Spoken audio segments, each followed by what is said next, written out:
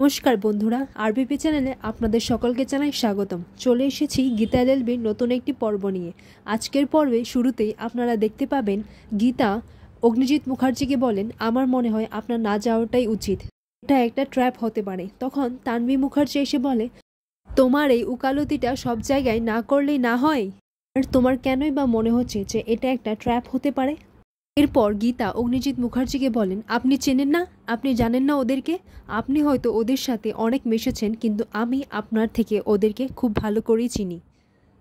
পারে না এরকম কোনো কাজ নেই, ওরা সব কিছু করতে পারে, সব খারাপ কাজ ওরা করতে পারে। কি করেনি ওরা? ওরা পদ্মকে কিডন্যাপ করা, ওকে খুন করতে পর্যন্ত চেয়েছিল, আর আপনার মেয়ে মেহেককে ওরা। এরপর অগ্নিজিৎ মুখার্জি বলেন, থাক থাক, এই সমস্ত কথা এখন আর বলতে হবে না। এরপর প্রলয় বলে, তাহলে বড়দা তুমি কি সত্যি সত্যিই যাবে? তখন অগ্নিজিৎ মুখার্জি বলেন, হ্যাঁ আমি যাব, 100 বার যাব। তখন গীতা বলেন, আপনি বাচ্চাদের মতো জেদ কেন করছেন? পর অগ্নিজিৎ মুখার্জি বলেন, গীতা তুমি ভুলে যাচ্ছ তুমি কার সাথে কথা বলছো। তখন গীতা বলে, না আমি ভুলিনি, আমি বলে দিয়েছি আপনি ওখানে যাবেন না তো যাবেন না, ব্যাস। এরপর অগ্নিজিৎ মুখার্জি বলেন, গীতা আমি ওখানে 100 বার যাব, আর মেয়েটা এত বছর ধরে এই বাড়িতে থেকেছে। তখন গীতা বলে, এত বছর ধরে এখানে থেকেছে, এত দরদ এত ভালোবাসা কেন উঠছে? তাহলে আপনি ওই মেয়েটার পাশে দাঁড়াননি কেন? কেন ওর কেসটায় ওর বিপক্ষে গিয়েছিলেন কেন? তখন অগ্নিজিৎ মুখার্জি বলেন, গীতা এটা আমার পেশা। পর গীতা অগ্নিজিৎ মুখার্জিকে বলেন, আমি আপনাকে বলছি আপনি যদি ওখানে যান তাহলে আপনি কিন্তু খুব ভুল করছেন। এরপর অগ্নিজিৎ মুখার্জি বলেন, আমি যাব, আবারও বলেন 100 বার যাব, 100 টাইমস আমি যাব। অগ্নিজিৎ মুখার্জি আরও বলেন, ওই কেসটা লড়ার আমার কর্তব্য ছিল, কিরণকান্তি ব্যানার্জি হয়ে ওই কেসটা লড়া আমার কর্তব্যবোধ থেকে আমি লড়েছি, আর আমার কর্তব্য আমার কাছে অত্যন্ত প্রখণ্ড।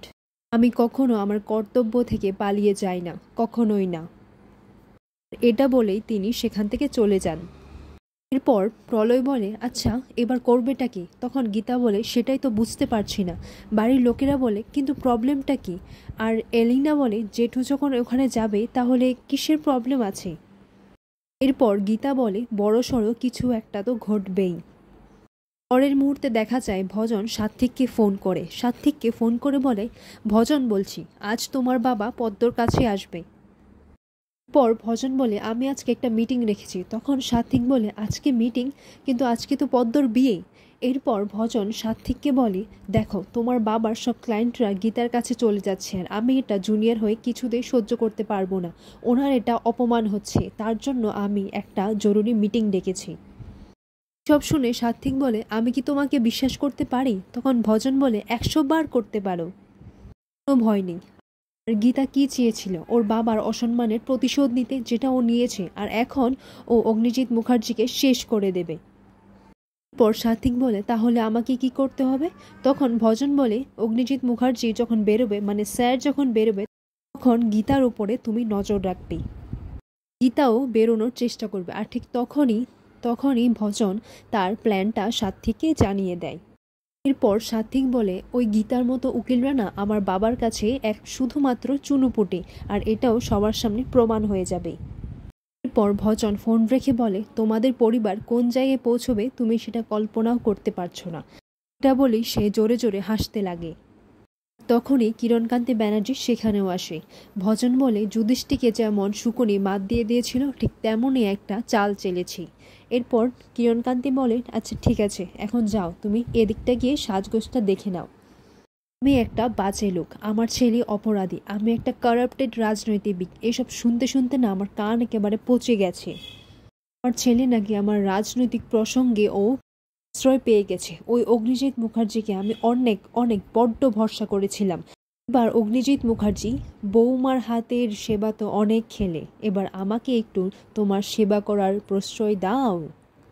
এরপর ভজন বলে, আচ্ছা পদ্মকে সাজাতে হবে, ওর ছবিগুলো গীতাকে পাঠাতে হবে, ওকে এটাই প্রমাণ করতে হবে যে পদ্মর বিয়েটা আসলেই হচ্ছে, ওর শ্বশুর মশাইয়ের শ্রাদ্ধ নয়। পরের মুহূর্তে দেখা যায় বড়বাবু কিরণকান্তি ব্যানার্জিকে ফোন করেন। এরপর কিরণকান্তি ব্যানার্জি বলেন, আপনি হঠাৎ আমাকে কেন ফোন করেছেন? আমার ছেলেকে জেলে পাঠিয়েও কি আপনি শান্তি পাননি? পর বড়বাবু বলেন, ওই যে আপনি বলেছিলেন না আপনি আমাকে ট্রান্সফার করবেন, কিন্তু দেখুন আমি সেই একই জায়গায় আছি, সেই একই চেয়ারে।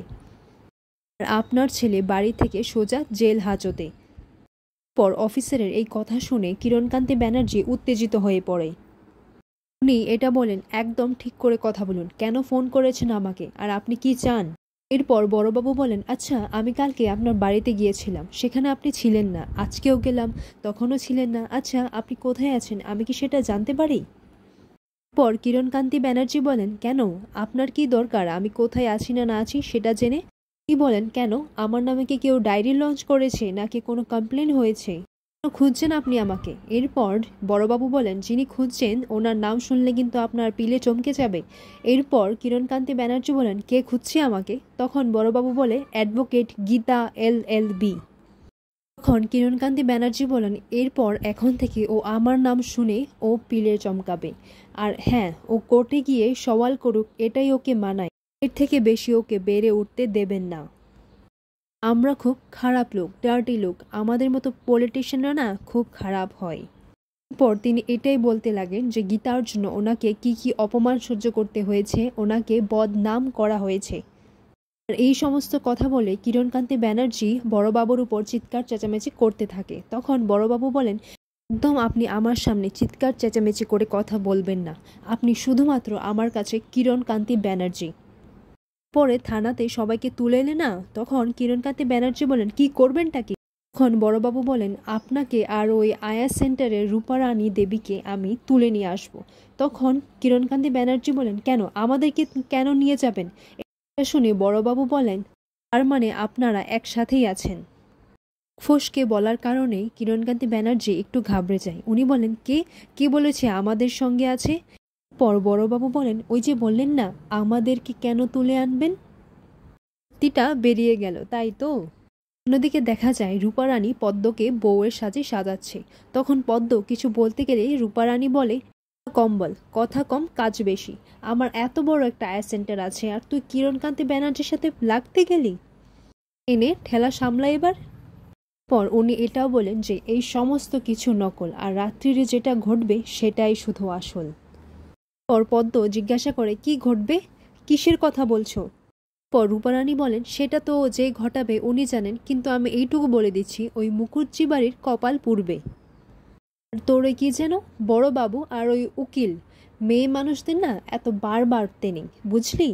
রূপারানী এটাও বলেন যে ওই সোনার টুকরো ছেলেটাকে হুজুর হুজুর বলে কোর্টে গিয়ে ওকে জেলে পাঠিয়ে দিল। পর পদ্ম বলে, সোনার টুকরো ছেলে, আপনি কাকে বলছেন?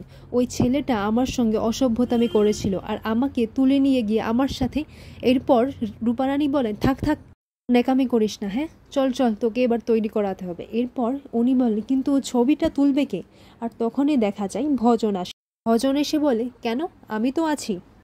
আর এখানেই আজকের পর্বটি শেষ হয়।